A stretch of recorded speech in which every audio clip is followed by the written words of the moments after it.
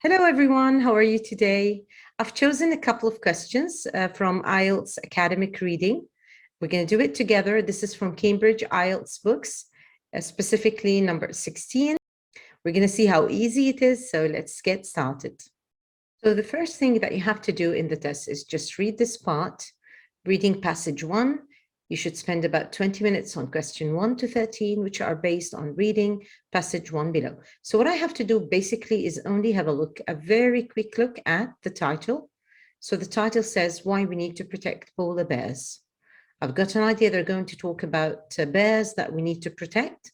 And that's it. This is what you have to do with the reading at the very beginning.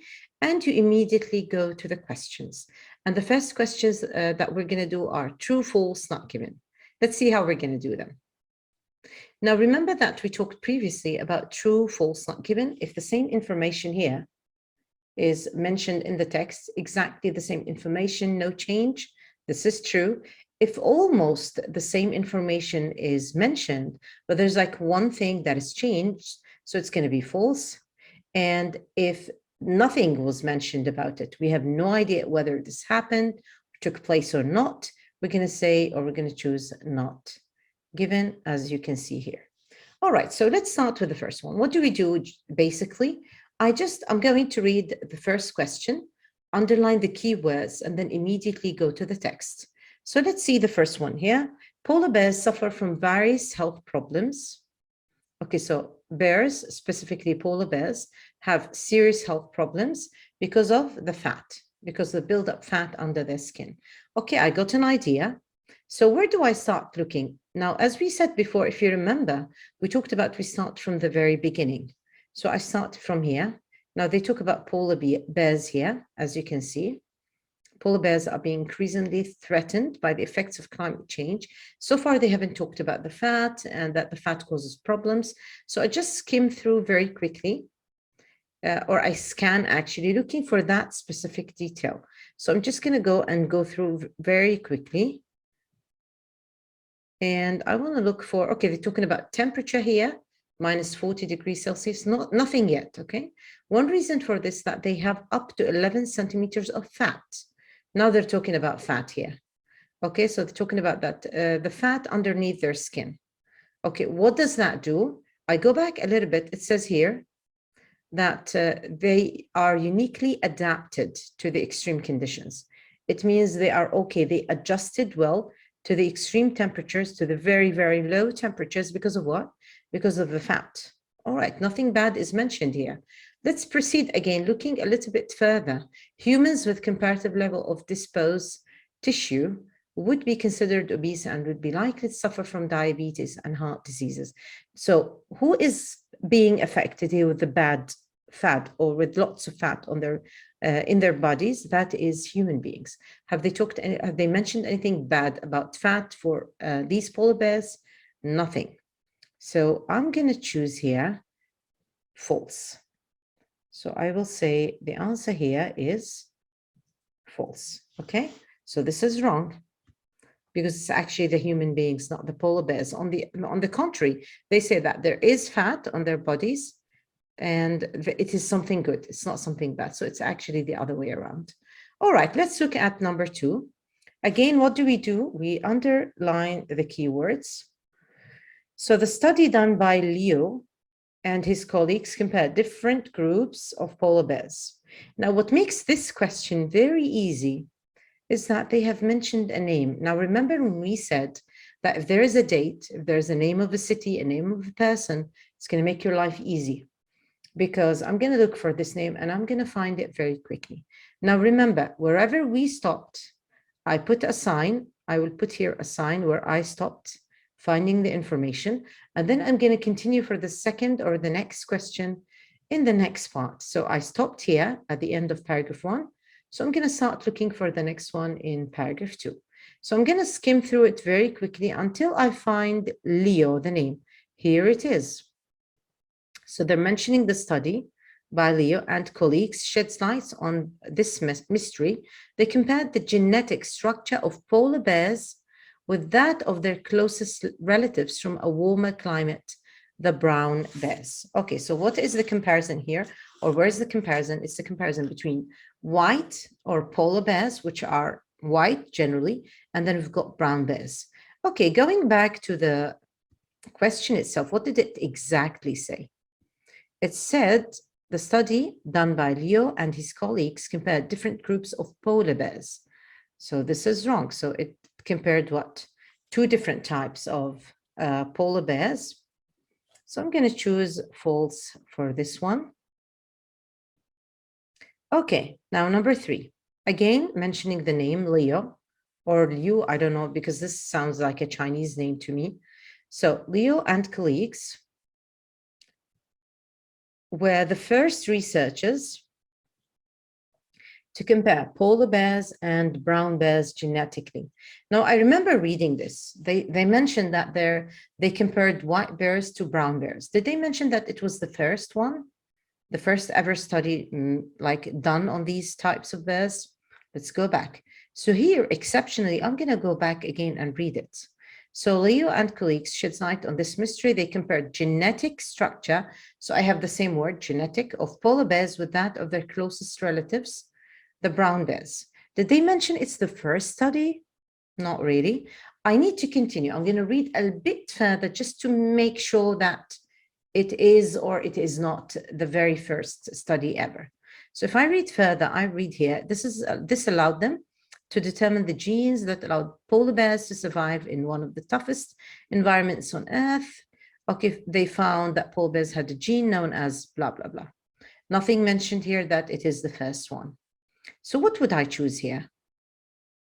Simply not given. Why? Because I cannot find any indication that this is the first study ever made. So I will say not given. Did you see how we chose not given here? Because they didn't mention whether it was the first or not. Okay, there is a study. It was genetic. It was actually based on or comparing polar bears with the brown bears genetically, but there's nothing mentioned about it being the first ever, study made and so on and so on. All right, let's go to the next one. Number 4. Polar bears are able to control their levels of bad cholesterol. So they control, who controls the polar bears? Control bad cholesterol by genetic means. All right, let's see here. I'm going to go back again to the text wherever we stopped, as we said before. So I stopped here.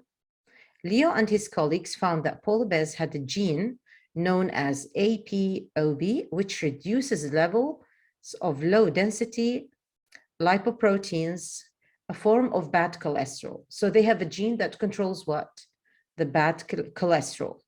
If I continue reading further, I can see here in humans, mutation of this gene are associated with increased risk of heart disease. So it's bad for humans, but polar bears have some sort of special gene that allows them to control this kind of bad cholesterol. So what would I choose here?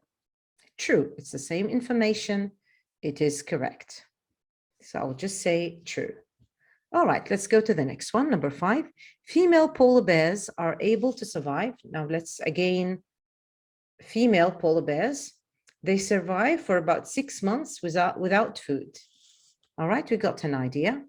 So I need to look for female bears. Now, so far we've read about bears in general. I haven't reached, a point where they talk about the female bears. So I just go through this very quickly wherever we stopped here.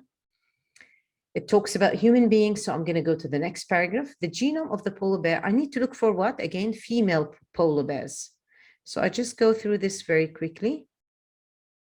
And talking about female polar bears and no food and 6 months. Okay, here is female polar bears.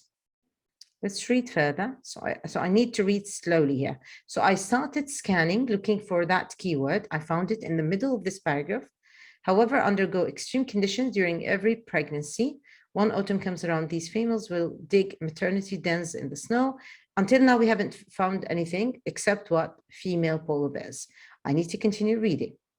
And will remain there throughout the winter, both therefore and after the birth of their cubs. This process results about 6 months of fasting. Here it is. So they have no food. Fasting, it means no food. 6 months is 6 months also in the question. where the female bears have to keep themselves and their cubs alive, depleting their own calcium, etc., etc. So they can actually survive that. So I would choose here. It's the same information and it's correct.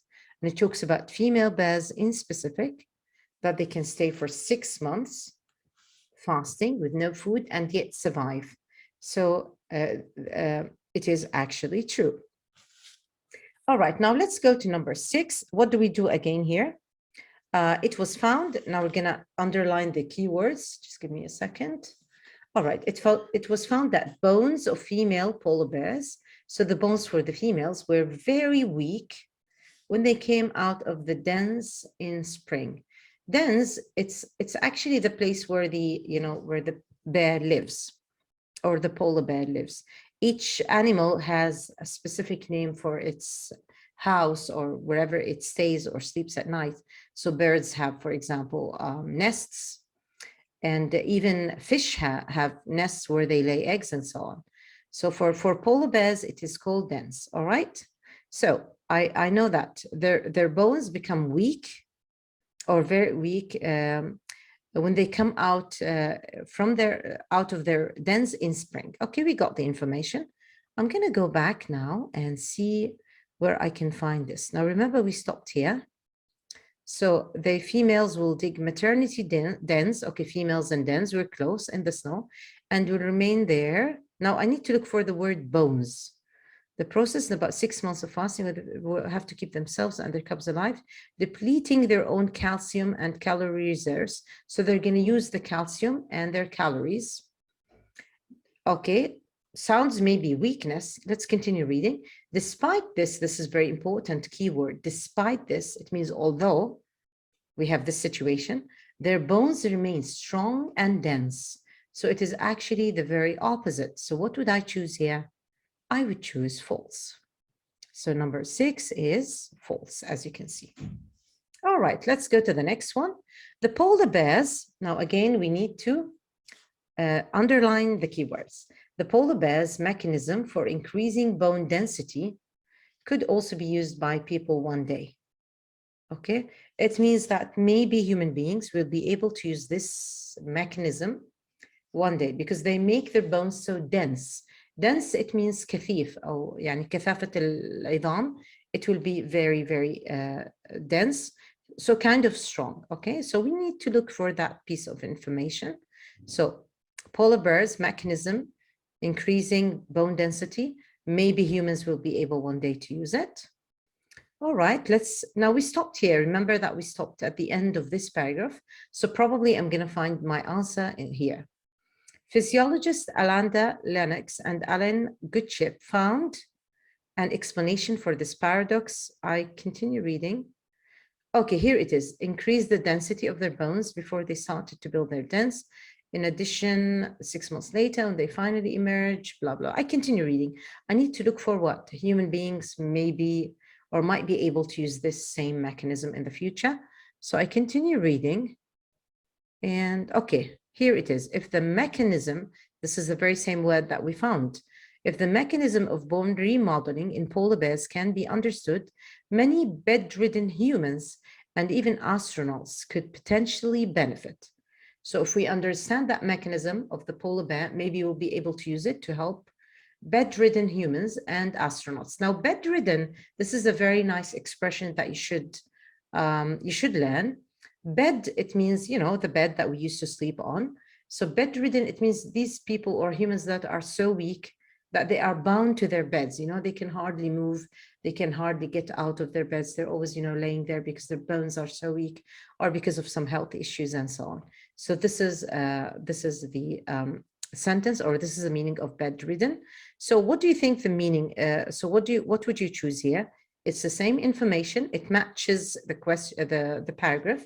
So I'm going to choose true. Thank you so much for watching this part or this video. I hope you got benefit out of it. You see how easy it is? If you follow the same technique, the same way I do it, you're going to get the correct answer, inshallah. Please feel free to comment and subscribe and like the video. If you want to share it as well, please, you're most welcome to do that. And let me know if you have any further questions. And stay tuned, because next time, inshallah, we're going to do another question for sentence completion or filling in the blanks. It's going to be a very interesting lesson. Take care of yourselves. Have a good day. Bye.